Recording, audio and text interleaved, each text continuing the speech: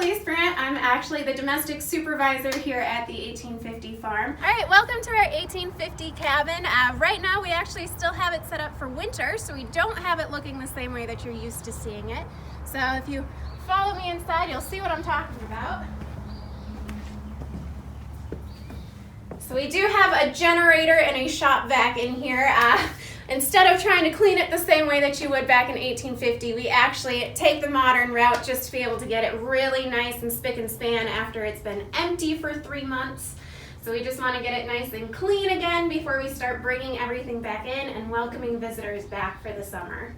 So this cabin is actually not an original structure. There's not too many original log cabins left in Iowa from 1850 since they were meant to be temporary structures. So this one was actually built in 1985 to replace the original one that was built for the museum in the 1970s. So this one has been here on site since 1985. It was actually built interpretively, so you would have been able to come out at that point and watch them build it the same way that they would have back in 1850. So the thing I'm looking forward to the most for getting the season going again and having people come out and being in period clothing again is actually working on cooking again. I spent this winter cooking for our historic dinners on a wood-burning stove, but I have really been looking forward to getting back to open hearth cooking and cooking with our bake kettles and pots and pans and things like that. There's a huge variety of different recipes that I like to experiment with and play around with. Historic recipes are always a little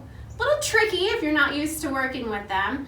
I know one of the staff favorites at this farm is actually red flannel hash, which is either ground beef or ground pork mixed together with some potatoes and beets. So that's one of our favorites. I like to make a lot of different pies as well, both savory and sweet. I haven't done too much experimenting this winter, but I have been making a lot of bread, and I'm really excited to try making some more bread in our bake kettles, which is our oven here at the 1850 farm. So one of my favorite things to do out here at 1850 is actually spin and work with our wool.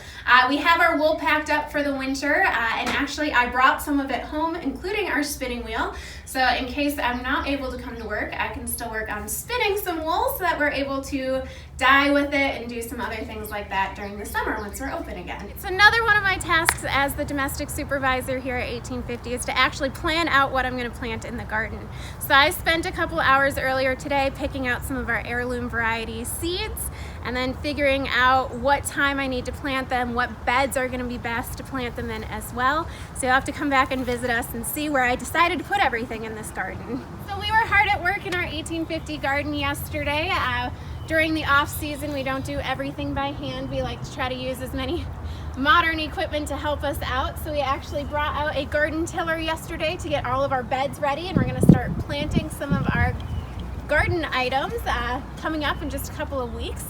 We also worked on chopping down all of the weeds so that we can have nice little walkways through here, and our plan is to hopefully put in some wood chips in there just to help make it a little easier to walk through our garden throughout the year. But we do actually use all of the vegetables that we grow out here in our garden. So about 4 times each week we actually cook full meals in our cabin. So we do want to use things like what are in this bed here. We have some onions and some fresh planted garlic in here as well. So we like to use as much of what we grow that we eat as well, just like they would have done back in 1850. So in this bed we actually have a perennial onion. It comes back every year. It's actually called a walking onion. So as it grows, it'll actually get bulbs at the top and it'll fall over and replant itself for the next year.